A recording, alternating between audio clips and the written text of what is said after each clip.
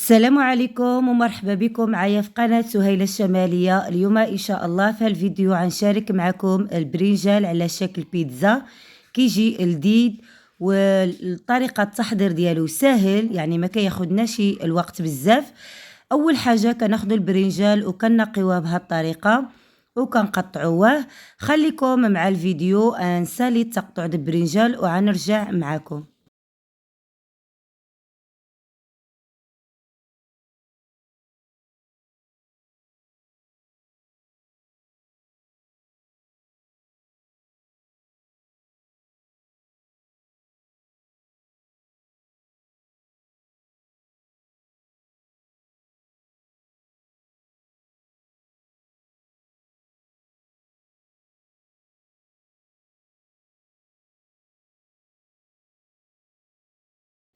صافي من بعد ما ساليت دابا غنعمل البرنجال في الكسكاس وغنعملو على البوطه باش يتبخر.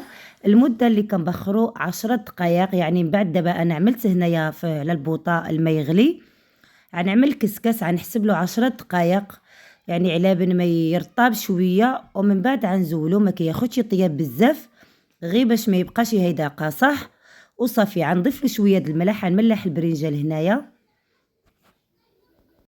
الصراحة هاد الطريقة واخا الناس اللي ما كيعجبهمش البرنجال غيرجعوا ياكلوه، حيت كيجي لذيذ ومع ديك الزعتر وديك لاصوص اللي غنعملو. كيجي المذاق ديالو كيحمق. المهم هنايا كيف ما كتشوفوا غنغطيه ببلاستيكه بيضاء اولا بسلوفان اللي متواجد عندكم. غنعملو على البوطه وغنغطيه بواحد المغطى ونخليه نحسب له 10 دقائق وغنحيدوه على البوطه.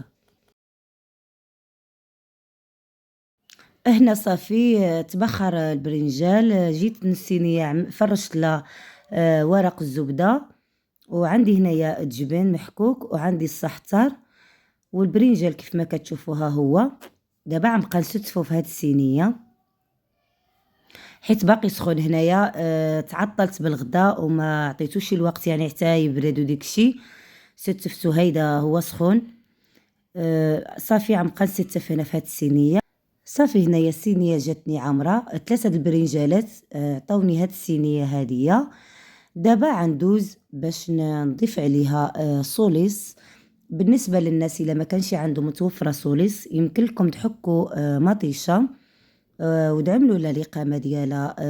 يعني الثوم وكيمون والتحميرة والملحة وكطيبوها إذا تشحروها مزيان ودعملوها لهاد البرنجال حتى هو كيجي يعني مزيون.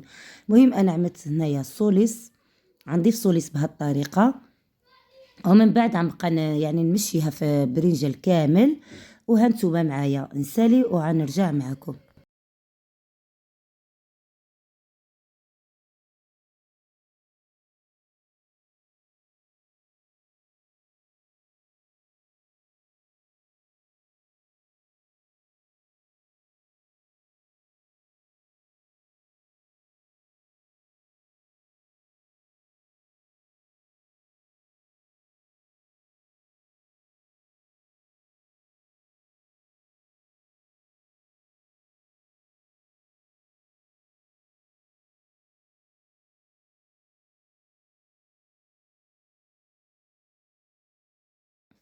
دابا غنضيف عليه الزعتر. بغيتو تضيفوا الجبن هو الأول، يعني كيبقى الاختيار ديالكم. أنا غنضيف الزعتر.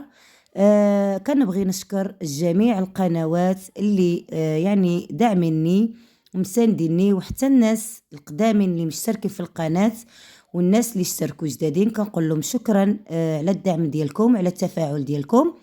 وحتى الناس اللي باقيين ما اشتركوا ما عليهم غير يدخلوا ويفعلوا واحد الجرس كتجبروه اسفل الفيديو باش كيوصلكم كل فيديو جديد. كنتمنى الفيديوهات ديالي يكونوا كينالوا الاعجاب ديالكم ونكون خفيفه ظريفه على قلوبكم. المهم هنا كما كتشوفوا دابا غنضيف الجبن. بالنسبه للجبن كيبقى اختياري، اي نوعيه بغيتوها نتوما ضيفوها. هنايا يعني نتوما لكم الاختيار. عن السمر هنايا غنضيف الجبن كيف ما كتشوفوا. يعني هاد الصحتر مع هاد الجبن كيعطيوه واحد المذاق رائع. والله العظيم كيجي واعر. جربوها على حسابي وخليو لي الرأي ديالكم في التعاليق. ما تبخلوش عليا باللايكات ديالكم وبالتعاليق ديالكم. المهم انا غنستمر هيدا حتى نسالي، ومن بعد غندخلون الفران، غنشعلو من فوق ومن تحت على درجة حرارة. انا غنعملو هنايا 300 درجة. يعني غنخليه يتحمر لي من تحت ومن فوق. بالنسبة كما كتعرفوا انا عندي جبن يعني عفوا البرنجال عندي طايب، خصني غير الجبن يتحمر. وهذا هو الشكل النهائي ديالو، كيجي كيشهي.